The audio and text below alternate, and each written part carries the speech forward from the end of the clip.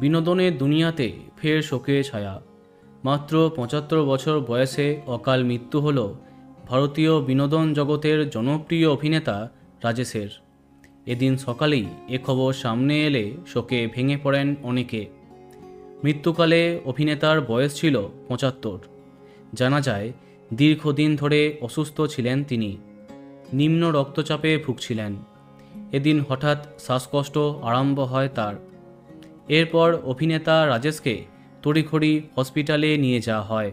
তাকে ভর্তি করবার কথা ছিল চেন্নাইয়ের এক হসপিটালে, কিন্তু হসপিটাল নিয়ে যাবার রাস্তায় প্রয়াত হন তারকা। তামিল, তেলেগু, মালায়ালাম অনেক ইন্ডাস্ট্রিতে কাজ করেছেন তিনি।